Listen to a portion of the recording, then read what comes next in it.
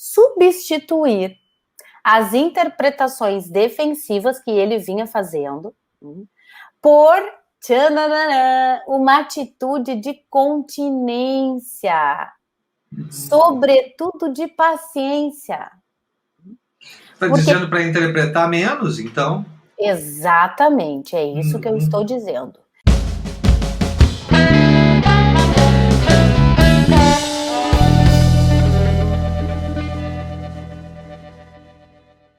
Seja muito bem-vindo, seja muito bem-vinda ao podcast Símbolos Oníricos.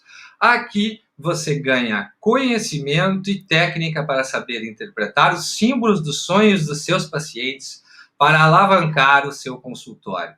Se você vem acompanhando os conteúdos que a Débora vem produzindo e quer movimentar sua clínica, não perde a oportunidade de ampliar sua técnica e desenvolver gestão do seu consultório.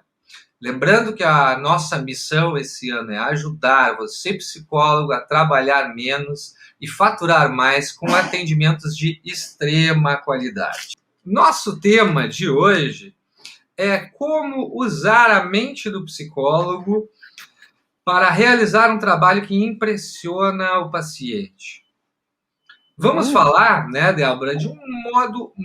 Eu sou o Leonardo Della Páscoa, psicanalista, e hoje eu estou aqui para entrevistar a nossa especialista no assunto, a psicóloga Débora Coelho.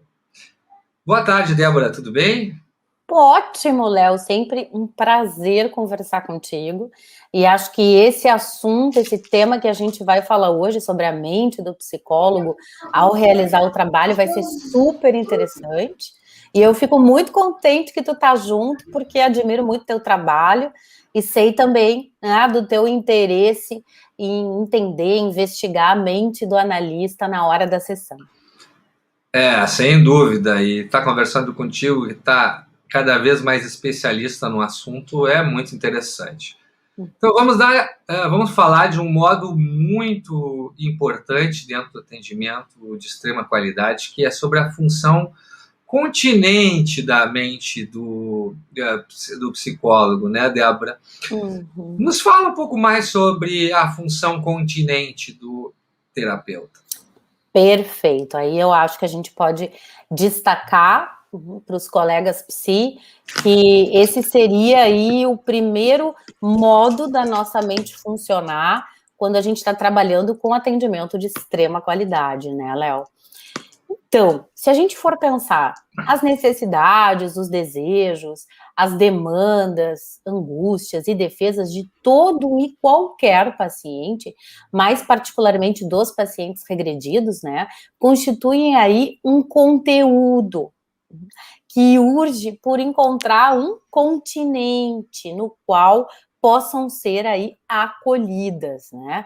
Então, cabe sim ao psicólogo o papel e a função de ser o continente do seu paciente. No entanto, né, reciprocamente, também o paciente funciona como um continente do conteúdo do terapeuta, como pode ser aí exemplificado com o acolhimento, que ele vier a fazer das interpretações do seu terapeuta, né? E, por outro lado, a noção de continente também alude aí ao fato de que o terapeuta deve possuir condições, né, de poder conter as suas próprias angústias e os seus desejos. Tarefa que nem sempre é fácil durante a sessão, né? Então, aí cabe afirmar que, além da transferência do paciente e os consequentes efeitos, né, transferenciais, mais os fatores que contêm e compõem o conteúdo da mente do analista, é um sinal que ele mesmo deve conter as suas partes e trabalhar essas partes. Muito interessante. E tu tens um exemplo clínico para falar sobre isso? Eu acho que a gente pode pensar, eu tenho sim, né, mas eu antes gostaria só de marcar, assim, que pontos frágeis são esses que a gente precisa colocar atenção quando a gente está trabalhando. a nossa neurose infantil. Sim. Né? O que se chama de superego analítico, que são todas as recomendações técnicas, ou das instituições psicanalíticas, ou do que se aprendeu na faculdade, ou do próprio supervisor e supervisora, que tem ali um modelo para trabalhar, né? Então, às vezes, o colega está escutando, mas também está fiscalizando permanentemente se ele errou, se ele transgrediu, se ele fez uma coisa que não era bem, né, o que deveria fazer. Também tem uma parte da nossa mente que fica muito saturada, cheia aí de memórias e desejos, que a gente também tem que filtrar e recolocar na hora que a gente está ali usando a nossa atenção flutuante. E dar uma controladinha, né, Léo, no nosso ideal de ego. Para que a gente... pois é. Controlar ideal de ego não é algo que muito indicado, né? Que no caso, assim, não ficar subordinado, dependente, né, das melhores do paciente, querendo sempre ser elogiado nessa expectativa narcisista, né, de demonstrar, eu tenho êxito com esse paciente. Né? Então, maneirar, porque tudo é muito instável e imprevisível, né, no campo da vida mental. Né? Sim. E eu acho que creio que cabe aí afirmar que faz parte desse processo que a gente está dizendo aí de uma autocontinência do psicólogo, né? Para ele poder ficar atento e também maneirar aí o que está saindo fora do seu controle, né? E aí, quando ele precisa, e a gente tem que dizer que isso é com muita frequência, mais inclusive do que os colegas buscam por supervisão, né? Porque aí, se ele está atrapalhado nesses quesitos de autocontinência, ele tem que buscar um respaldo no conhecimento técnico e teórico. Fica esse alerta. E o que as falhas na capacidade, então, da mente do psicólogo em ser continente podem acarretar? Depois eu vou contar um exemplo, então, para vocês, tá? Bom, cabe aí ressaltar em relação à capacidade de ser continente, né? Que é uma expressão um conceito útil do Bill, que ele chama de capacidade negativa, que não tem nada de negativo, né? Mas aí leva esse nome porque faz menção à capacidade de suportar as próprias limitações ou os nossos sentimentos contratransferenciais negativos, né? E aí isso pode se manifestar como uma sensação do psicólogo não saber o que está se passando entre ele e o paciente, a existência de dúvidas e incertezas, a presença de sentimentos pesados, penosos, né, como medo, angústia, tédio, apatia ou até impotência, né, que é uma sensação muito ruim quando a gente se percebe não sabendo trabalhar com o paciente, não sabendo como conduzir, impotente frente àquela situação, né? Absorvido ali pelo sintoma também do paciente, né? Sim. Então, caso o analista não possua essa capacidade de continência, torna-se aí provável que ele vá preencher esse vazio aí da sua ignorância com aquelas pseudo-interpretações, sabe? Aquelas para encher linguiça, né? Que visam mais aliviar o próprio terapeuta, falei, disse alguma coisa, né? E que não tem ali um uso para o paciente, né? Então, a gente pode pensar que a maior ou a menor capacidade de continência do terapeuta determina que a contraidentificação projetiva vai se instalar dentro dele, né? E que às vezes isso pode ter uma forma não muito saudável, não muito construtiva. Sim. Pensei em dar um exemplo. Era o que eu ia te perguntar, que antes eu tinha te perguntado o exemplo, agora tu falaste dele novamente. Quem sabe dar um exemplo de uma situação dessas? Tá. Teria um para nos dar? Teria. Vamos fazer um exercício aí de imaginação? Vamos. Topas? Vamos lá.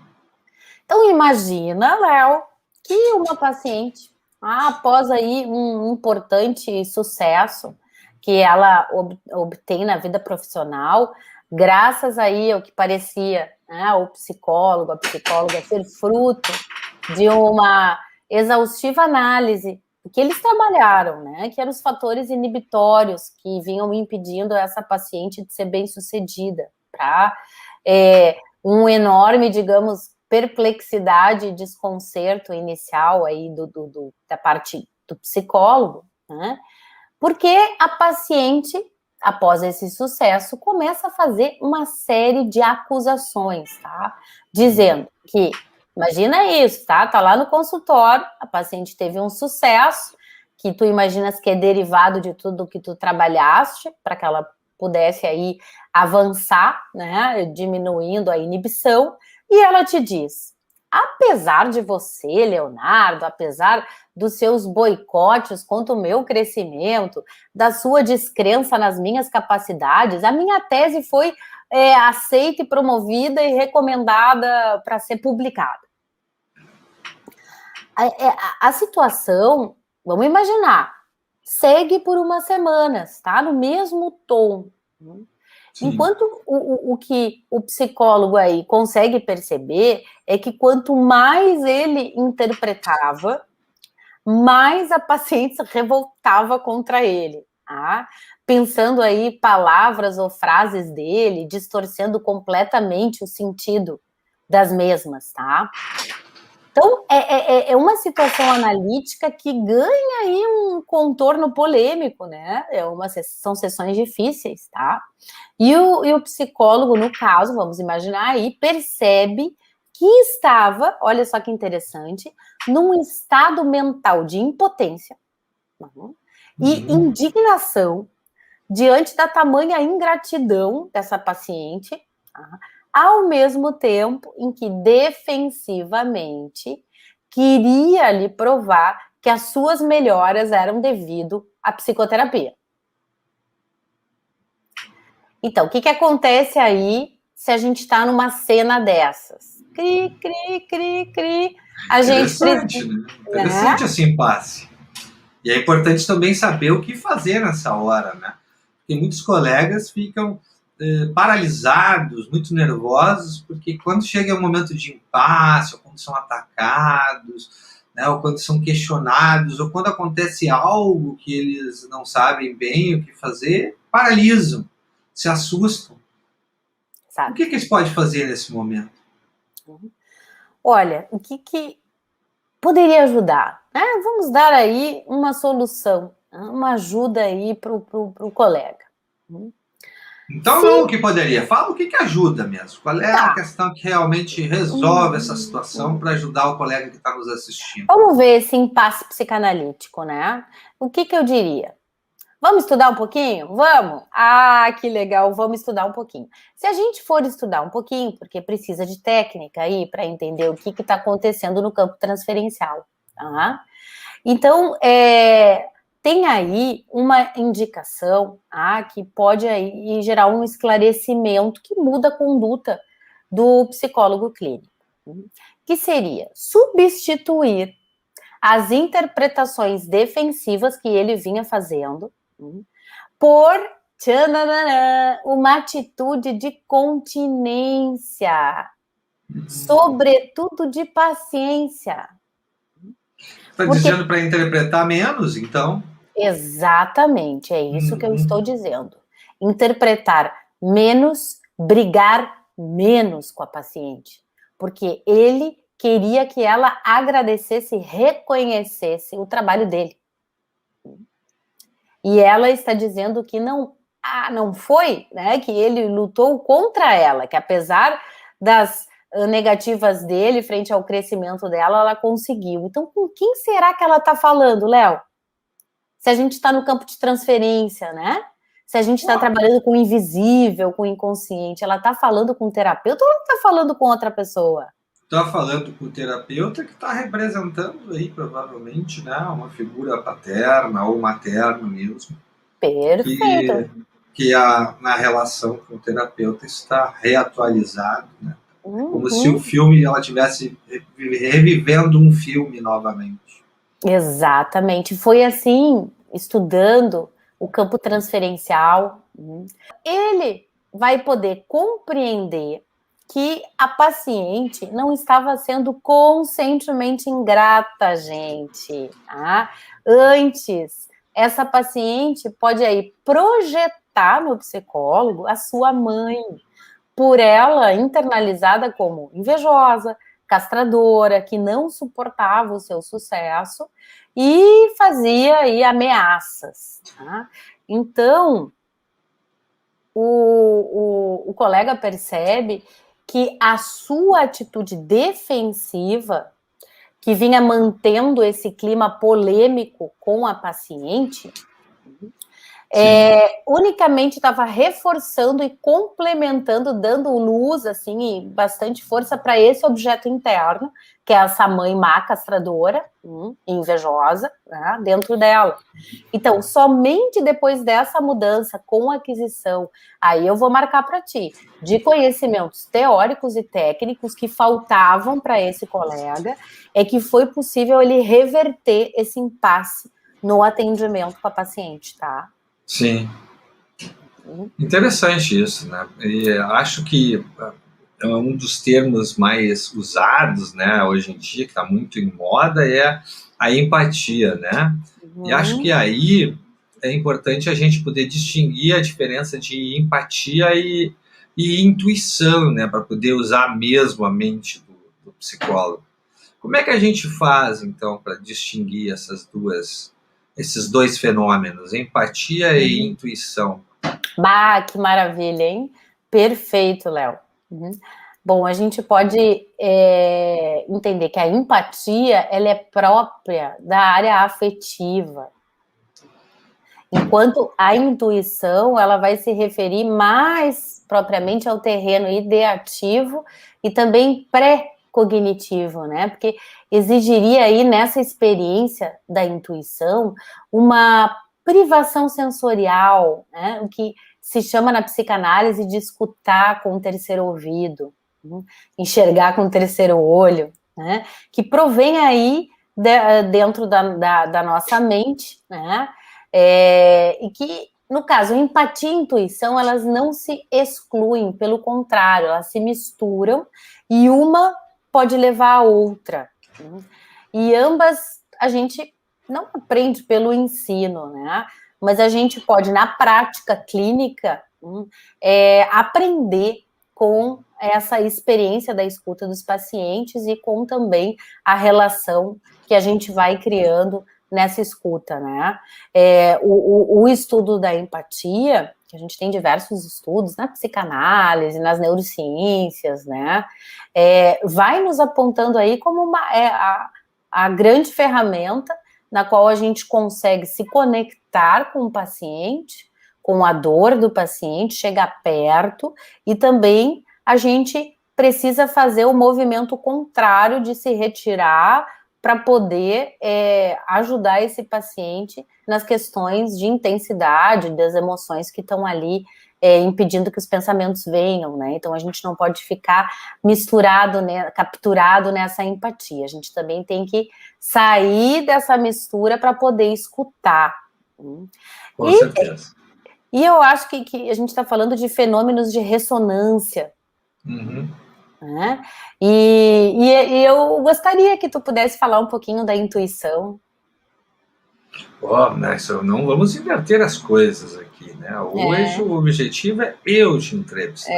Mas eu gostaria. Você me entrevista amanhã é o dia de você me entrevistar em outro canal sobre outro assunto. Hoje eu não posso fazer pergunta da intuição. Pode, mas até a intuição é uma das coisas mais interessantes que o Bion nos traz, né? Porque ele no seu trabalho ele recoloca a atividade do analista como central para compreender o mundo interno do paciente. Então, o analista ele está com a mente livre, com a atenção flutuante funcionando, e aí ele consegue ter acesso à sua intuição. Pode lhe vir um pensamento, pode lhe vir uma imagem à mente, e isso faz com que ele tenha uma compreensão psicanalítica do que estava acontecendo na vida do paciente, ou na própria relação dele com o paciente, que antes, de outra maneira, ele não teria identificado. E para isso se usa muitas metáforas, as alegorias, né? Porque muitas vezes a intuição ela vem desta forma, ela não vem de uma forma clara, ela vem de uma forma alegórica, metafórica. Então, como é que a gente faz para trabalhar com as metáforas, né? Com as linguagens metafóricas que aparecem nas sessões clínicas, Débora? Ai, que delícia, né, Léo? Porque essa parte é a parte que mais nos encanta, né? Quando a gente está trabalhando, não com o discurso consciente, né? Mas aquilo que escapa, aquilo que nos mostra o invisível, a força, a potência do nosso inconsciente, né? Bom, a gente sabe que tem uma transição entre níveis pré-verbais, do campo da sensação, né, da emoção, e o verbal, lógico, depois que a gente representa e dá um nome, né, para aquela intensidade. Que aí, no caso, é que situam-se as linguagens, essas metafóricas da poesia, da música, dos devaneios imaginativos, né, dos mitos, do material onírico. O próprio Freud, ele já fazia a recomendação técnica de que a gente tem que se cegar artificialmente para poder ver melhor, né, e trabalhar com o nosso estado de atenção flutuante. Eu me lembro sempre da trilogia do Édipo, que no último, né, depois que ele se cega, quando a gente vai para Édipo em Colonos, né, quando ele se cega diante de toda a tragédia, de toda a verdade, ele também aprende a olhar para dentro, porque os olhos que viam não enxergaram, né, a realidade. Então ele foi olhar para dentro. Então eu acho que isso se dá na maturidade, né? Se dá na velhice do Édipo, né? Então, ou na análise. Quando a gente vai para a terapia, né? Exato. Pode ir jovem, não precisa esperar ficar maduro para ir, né? Não precisa Nós esperar. não começamos com 40 anos a fazer tratamento, a gente era garotinhos. A gente era adolescente, se a gente for pensar 18, adolescente, 17, isso. 18, 19 anos. Adolescente, as crianças. Então, a forma da gente colocar a mente.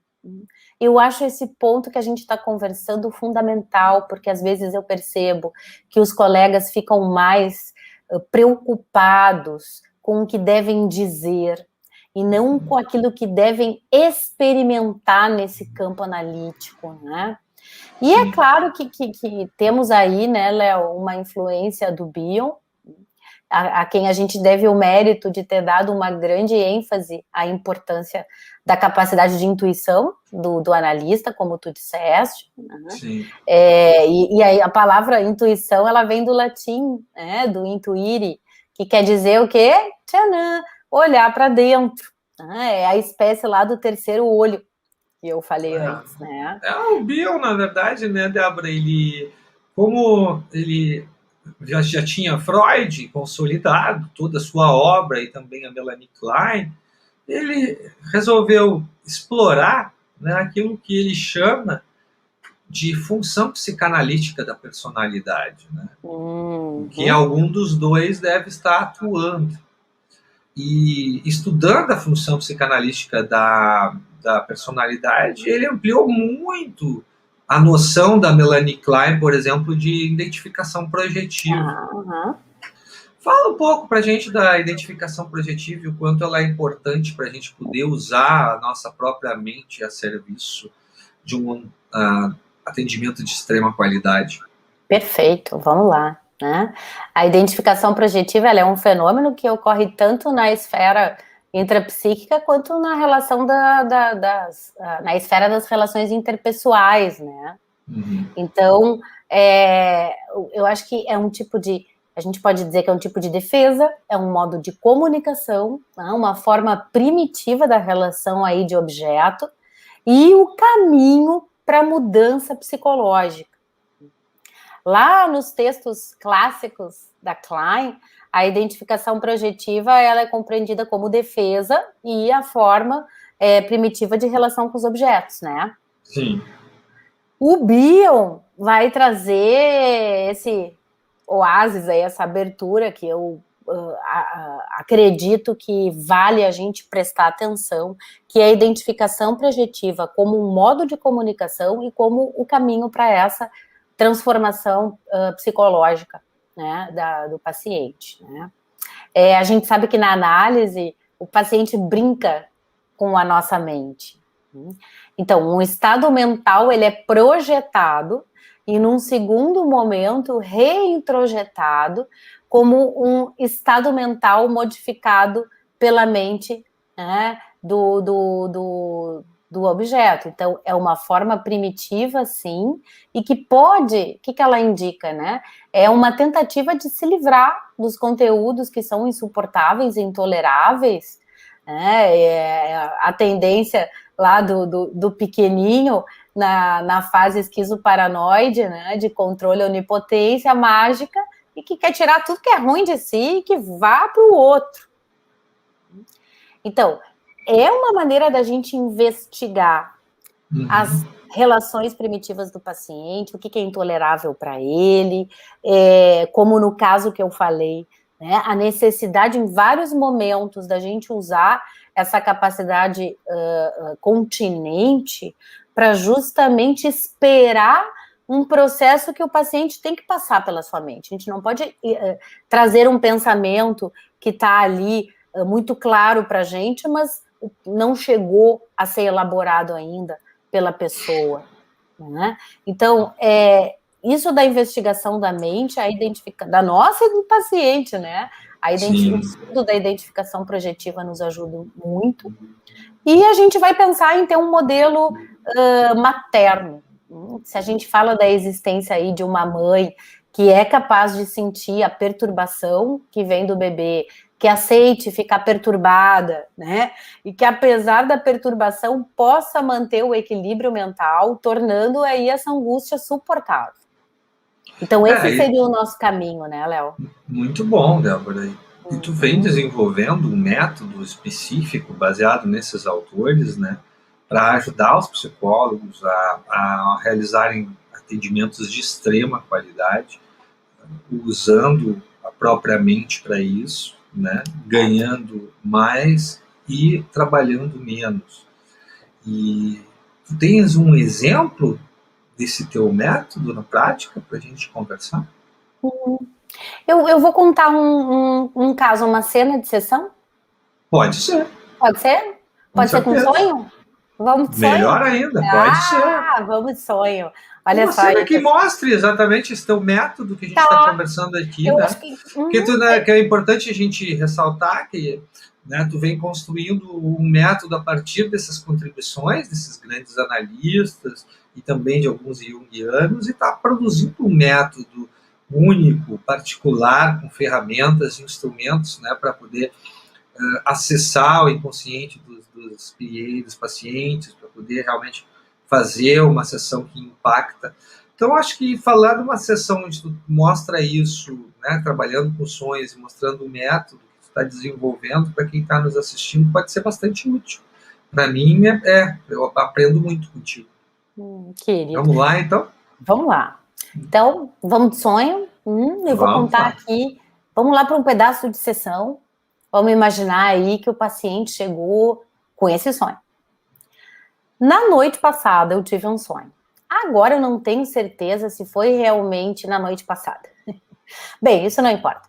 Eu estava em uma casa, na casa dos meus avós, na qual eu vivi quando tinha 5 ou 6 anos de idade. Era uma casa pequena e eu me via no jardim com minhas 2 irmãs mais novas. Mas o estranho é que eu estava como estou agora, com 29 anos de idade, e minhas irmãs também estavam com a idade que têm agora. A casa não pertence mais à minha família, não lembro de ter voltado a essa casa depois dos meus 6 ou 7 ou 8 anos, né? Aí, vamos ver como o psicólogo pode dizer. Né? Você reconhece algum sentimento ligado a essa cena? O psicólogo faz essa pergunta e, ao mesmo tempo, ele pode, por exemplo, imaginar a casa do sonho, tá? Por alguma razão, Vamos imaginar que ele figura a imagem de uma casa em que ele morou quando ele tinha 5 ou 6 anos de idade, tá? Sim.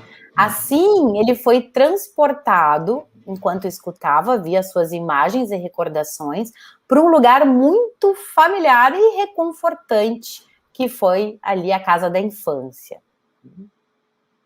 Aí a paciente, isso tá acontecendo com a mente do psicólogo, ele está atento, perceba, né? O que o método ajuda o psicólogo a estar atento à sua mente e entendendo o que acontece enquanto pensamento, enquanto produção de imagens, enquanto abertura intuitiva, a partir do momento que ele está com a sua atenção flutuante, escutando o relato do sonho. É isso, na verdade, posso te interromper um momentinho? Uhum, claro. Mas isso exige que a gente não fique tão grudado ao conteúdo da história que a gente está escutando, né? Que a gente possa deixar a nossa mente devagar, passear, sair um pouco da sessão para poder realmente se conectar com o paciente, não é mesmo? Exatamente, eu acho que essa é a regra de ouro, né? Isso é algo que a gente aprende na experiência, aprende depois da faculdade, na prática, na supervisão, na formação, e que não pode ser esquecido, né? Então, vamos seguir. Então, o psicólogo está lá imaginando isso, a sua casa da infância, e a paciente continua. Sinto algo como a nostalgia de uma época que eu tinha a sensação de estar em uma casa que conhecia bem, a sensação de estar segura e protegida. É estranho, mas depois de tantos anos, não me lembro de ter vivido depois em uma casa em que tivesse esse tipo de sentimento de segurança e proteção. Tá? Aí, o psicólogo pode dizer o seguinte, porque aí tem a história do paciente, que também traz mais informações sobre o sonho. Sim. Né? Então, você estava pensando em comprar uma casa, não é? Aí, o que acontece na mente do psicólogo? Agora, eu comecei a imaginar minha própria casa, onde moro atualmente. Percebo que com essa intervenção, corri o risco de interromper a sua linha associativa e o seu mergulho no passado, porque ele trouxe, né, um motivador atual que está ali como tema de outras sessões, né? E isso era o que estava se passando na tua mente na hora que estava atendendo essa pessoa? Sim, isso. E trouxe uma coisa, ai meu Deus, trouxe algo do presente, será que interrompi essa linha de associações aí com o sentimento de segurança, de tranquilidade que ela estava falando, né? Então, algo conservador me tomou e eu pensei que eu estava usando meus próprios parâmetros para estabelecer o que a sua imagem ou a sua memória puderam significar, tá? Ou mais ainda, eu estava colocando meus próprios desejos para a sua vida, ao invés de apenas ouvir. Penso que devo ter mais cuidado com o que eu digo. Eu me amarro em vários momentos, viu, pessoal? Devo manter só para mim a informação que é produzida na minha mente.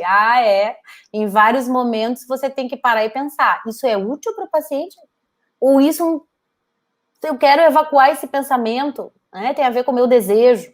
Bom, se vem esse verbo na cabeça, já não é para falar, né? Se Não vier é a pra palavra evacuar na cabeça, Ai, por favor, vai evacuar exatamente. depois. Né? Então, aí fica a dica nesse meu pensamento, mas eu tenho que ouvir mais. Eu atropelei a pessoa, tá? Sim. Então, é isso que eu vou fazer, vou ficar quietinha. Aí, o paciente continua. Sim, mas eu não tenho certeza se comprar casa é uma boa ideia. Sabe, a minha mãe está sempre me dizendo que eu deveria usar melhor o meu dinheiro, talvez comprar uma casa, me estabelecer. Eu ainda não tenho certeza se conquistei as coisas que eu quero e tenho medo de perder minha juventude antes de encontrar as coisas, né, que eu quero fazer, que são importantes para mim. Eu sou boa no que eu faço, mas sempre estou olhando para frente para ver o que eu posso fazer, né, para me adiantar na vida. Para ela, para essa pessoa, o conhecimento, a carreira acadêmica é o primeiro lugar, né? Não se importou tanto com dinheiro e status. A paciente se lembra de perguntar ao pai, quando tinha uns 10 anos, por que não tinha um carro? Por que tinham, aliás, um carro tão velho, né, enquanto os pais dos amigos tinham carros novos, né, e, acima de tudo, carros caros e viviam em grandes casas com piscina. Aí ela diz que o pai nunca deu uma resposta direta, né, mas sentiu que estava tentando, com o silêncio dele, dizer alguma coisa sobre o modo como escolheu viver a vida e fazer as suas escolhas, né. Aí a terapeuta, né, o psicólogo pode dizer, porque aquilo não havia sido dito ainda enquanto história dessa pessoa. Você nunca me contou de conversas desse tipo com seu pai. A meu ver, há algo importante nessa memória. Seu pai tão tranquilo e seguro das suas escolhas e, ao mesmo tempo, dando um exemplo e estabelecendo valores de vida para você. Desde a sua primeira sessão, notei que você questionou ou resistiu aos modelos, a esses modelos familiares, né, essas referências principais da família, que não estavam à altura da tua busca. Mas agora eu vi algo diferente. Aí a paciente diz, eu nunca pensei na posição e no exemplo do meu pai dessa maneira. Aí foi o fim da sessão. Eu não dei tempo lógico, mas a sessão terminou. Tá? Então, a paciente sai, e aí aquele momento, né, pessoal, que nós ficamos sozinhos com os nossos pensamentos e o nosso computador ou o nosso caderninho, né? Eu fiquei verdadeiramente feliz pela paciente se sentir mais segura, depois de tantos anos trabalhando justamente esse ponto, né? E ela pôde se sentir mais segura para lembrar de coisas que evitou por tanto tempo. Então, eu acho interessante a gente pensar, né, enquanto experiência de tempo, o que aconteceu nessa sessão? Porque algo semelhante ocorre com o processo mental do analista, do psicólogo, né, e com a experiência do tempo que a gente tem, né. Quando a gente mergulha no campo transferencial, contratransferencial, e a gente está envolvido ali pelas expressões do paciente, né, a gente passa a viver um tempo próprio, que está em contato com o tempo do paciente, mas não se confunde com esse, né. É o que a gente pode chamar de reverie, né, Léo? Que é um outro conceito importante no atendimento de extrema qualidade, e que a gente pode puxar a reverie, que eu acho tão bonito, para essa forma de ensonhamento, né, durante a sessão, nos seguintes termos, né, essa conversação inconsciente, em que a gente pode entrar em contato com as ruminações, com os devaneios, com as fantasias, até com as sensações corporais, né? Então, enxergar além do que o paciente está falando, né? Essa é a grande sacada. Abre, né? Tem uma abertura, uma capacidade também de enxergar pontos que antes estavam nublados, né? Sim. E nessa sessão que eu contei, a reverie do psicólogo ali em questão, né? A minha começa com uma imagem da própria casa da infância, né? Então, é algo que aparece na forma de uma imagem que está relacionada com a história pessoal, mas também tem uma profunda ligação com o que está sendo experimentado pelo paciente, né? Então, que o colega fique atento a essas imagens mentais que surgem durante o uso da atenção flutuante, porque está ancorada tanto em elementos da história de vida, no repertório das imagens desse próprio profissional, né? Mas possivelmente aparece naquele momento específico da sessão para informar sobre experiências emocionais e imagens inconscientes do paciente, né? Muito legal, Débora, muito bom mesmo. Né? Eu adoro essa parte. E a gente está chegando no final da nossa live de hoje, não é mesmo? Tchau, tchau. Tchau.